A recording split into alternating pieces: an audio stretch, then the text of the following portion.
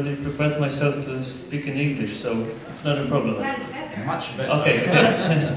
Okay. So there are many problems we already touched. What is European, what is not. I have attended several conferences with the main topic, what is European, what are European values, and so on. And this is really problematic, because when we take, for instance, the openness for immigrants, let's take this. Well, there are entire nations in the Western Hemisphere who are composed of immigrants, so they are even far more open to immigrants than we would ever be, I think. Argentina, I think, is the record belongs to Argentina, I think, because this nation in the late 19th century totally changed itself ethnically from Southern American to European, because they have invited so many Europeans, and that was the deliberate decision. They totally changed they wanted to change their culture.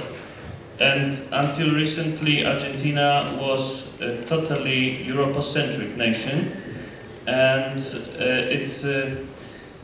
it reportedly changes now because they don't want to identify themselves as Europeans. So I think there's some problem with European values when the nation which in the Americas, which was the most pro-European, now don't want to be identified as European. They have, for instance, they got rid of this great statue of Columbus from Buenos Aires, and they put it in more secluded area. It was in a very, very high-profile place, and now it's not to getting into the details. And I think that there is some truth in what Mr. Epolesi said, that it's easier to say what's European, to state what's European from outside, not from Europe. But it's not always a favorable image, I'm afraid. For instance,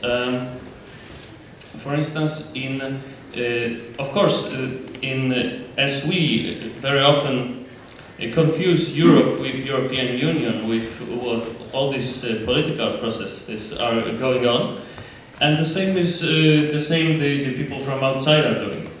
And they very often think, well, European, okay, lack of democracy, because the Council of Europe is not very democratic, is it? Lack of democracy. The thinking that everything used to belong to us because we were colonialists and so on, and not anymore. So we are like people who are deprived of the high influence on what is happening in the world. So the other thing, which is Europe identified from outside as Europeans, is not very favorable. This idea that Europeans are know-it-all persons, the Besserwisser, and so on, that they are very much focused on ideologies, not so much on pragmatic politics, that they discuss political philosophy first and not the practical problems, and that's why they have so many problems, like with immigrants and so on. That's the image not only from the United States, but also from Argentina, from Brazil. Those nations, of course, they have their own problems, but they identify those problems I mentioned as typically European problems. That nobody would have this. Only European could have this kind of problems. We have different kind of problems, and. For instance, when we take openness to immigrants, as I said, that it's a problem if it's really European. When we take the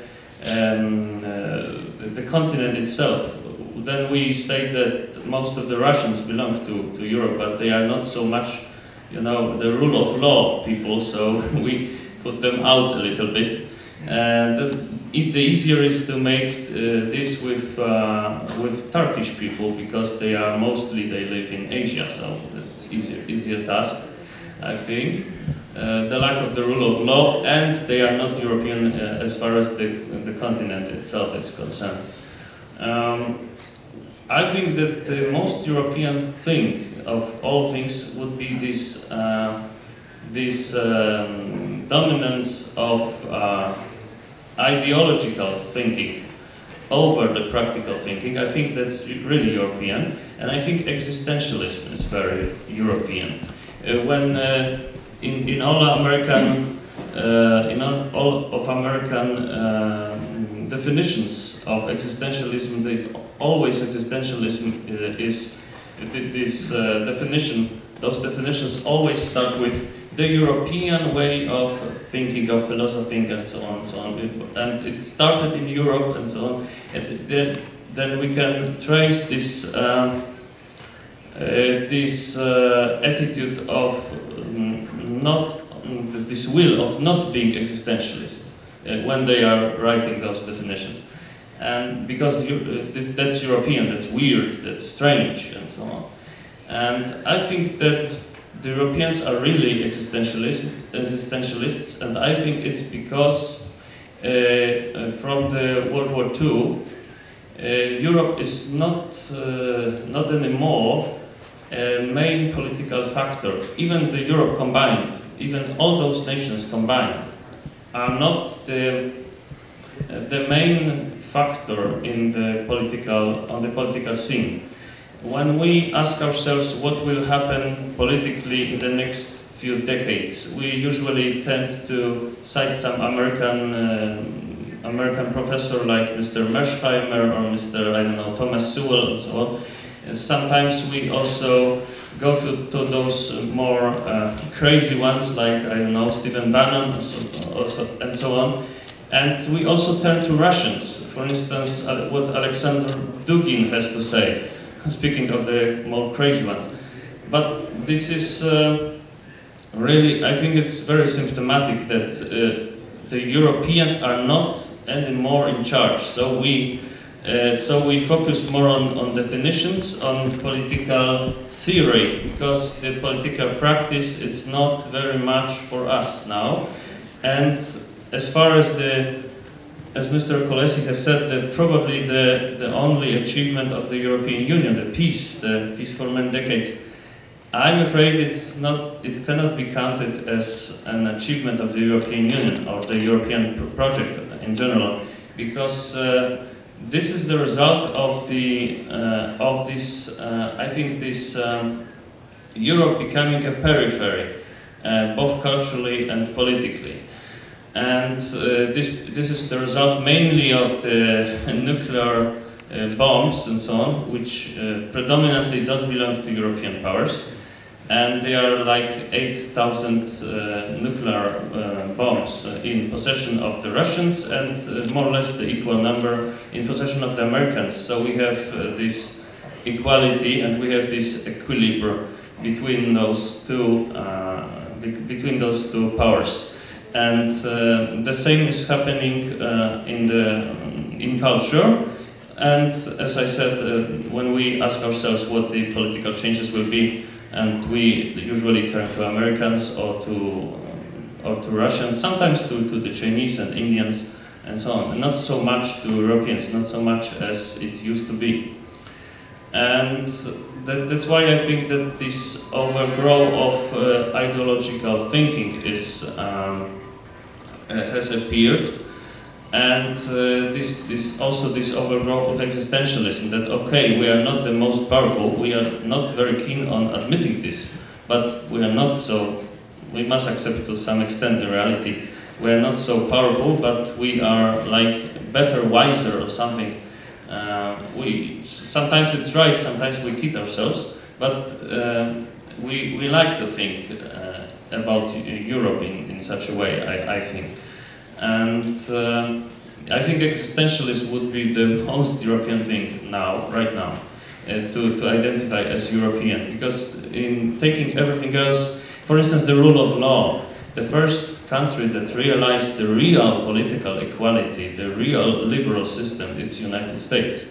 The country that had something like a written constitution, it was the Britain, but it wasn't the Magna Carta. Oh no, the Magna Carta was only a privilege for the revolted gentry. This was the Bill of Rights of 1689. This was the first written constitution. Really, that usually we also would like in the continent in the continental Europe, we very often make jokes that the English, oh, they function without the constitution. No, no, no, the Bill of Rights, that's the constitution. It's very short, but it's still a constitution. So the rule of law is not very European, but we have accepted it as our own, and that's very good credit for Europe. But it's not European in such a way that it could exclude all the other parts of the world from this definition, that it's only European. It's not only European, of course. And so I think that I think this inclination to political theorizing and existentialism would be the most European thing to think of, and that's why that I don't identify, and I have noticed that the other panelists were not so very keen on identifying themselves as Europeans. Not so very keen. That was at the end and humbly and so on. I did. Yes, you did. Yes, that's right. That's right. Yes, but at the end and humbly, okay. And I would say that I don't identify myself as European. I identify myself as Westerner. I think it's very nice. It's a very nice term. I think Westerner. That's what I am more. I think that European. Thank you.